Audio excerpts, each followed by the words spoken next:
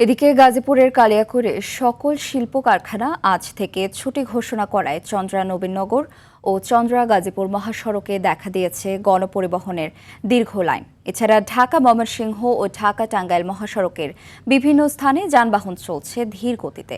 কোরবানির ঈদের ছুটি শুরু হওয়াতেই মহাসড়কগুলোতে যানবাহনের চাপ বেড়েছে কয়েক গুণ। এদিকে ঢাকা টাঙ্গাইল মহাসড়কে চন্দ্রা এলাকায় গণপরিবহনে ভাড়া বেশি নেওয়ার ফলে ট্রাক, পিকআপ ও মোটরসাইকেল যোগে বাড়ি যাচ্ছেন অনেকেই।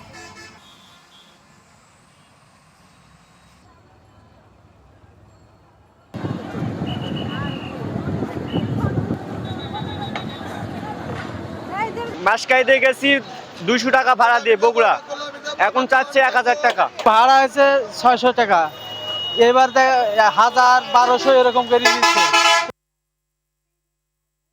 ঈদযাত্রায় ঘরমুখো মানুষের বাড়ি ফেরার আরও খবর জানাতে গাজীপুরের কালিয়াকৈর থেকে সরাসরি যোগ দিচ্ছেন সহকর্মী কামাল হোসেন বিপ্লব। পোশাক কারখানা ছুটির পর এবং বৃষ্টি থামায় যানবাহনের চাপ বেড়েছে কিনা এবং যাত্রীরা ভাড়া সহ অন্য কোনো ভোগান্তির অভিযোগ করেছেন কিনা জানাবেন।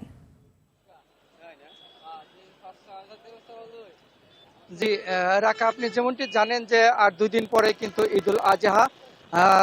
এবারকার ঈদে কিন্তু যে শিল্প কারখানা রয়েছে সেই শিল্প কলকারখানা কিন্তু 3 ধাপে ছুটি ঘোষণা করা হয়েছে, যার ফলে আজকে কিন্তু শেষ দিন। কালিয়াকৈর জানেন শিল্প অধ্যুষিত এলাকা, এখানে 12টার মধ্যে সকল শিল্প কলকারখানা ছুটি ঘোষণা করেছে, যার ফলে চন্দ্রা তিমুর এলাকায় ব্যাপক যাত্রীর চাপ রয়েছে। আমি এদিকে যাত্রীদের সাথে কথা বলেছি, তারা জানিয়েছেন যে গতবারের চেয়ে এবার কিন্তু তাদের দ্বিগুণ ভাড়া দিয়ে তাদের বাড়ি যেতে হচ্ছে, যার ফলে কিন্তু ট্রাক এবং পিকআপ যুগে তারা যাচ্ছে।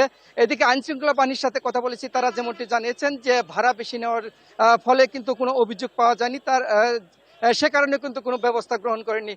তবে যানজট বলা যায় না, কিন্তু ধীর গতি চলছে, ধীর গতিতে যানজট কিছুটা হলেও ভোগান্তিতে পড়েছে যাত্রীরা।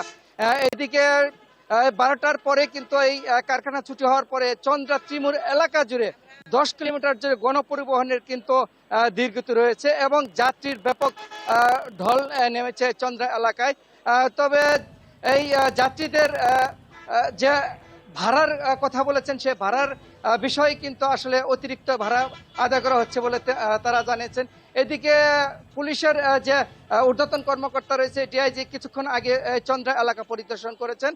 যে সব মিলে চন্দ্রা বলা যায় যে আসলে ঘরমুখো মানুষের ব্যাপক চাপ রয়েছে। যে এই ছিল চন্দ্রা ত্রিমুর এলাকা থেকে সর্বশেষ খবর। নুসরাত, ধন্যবাদ।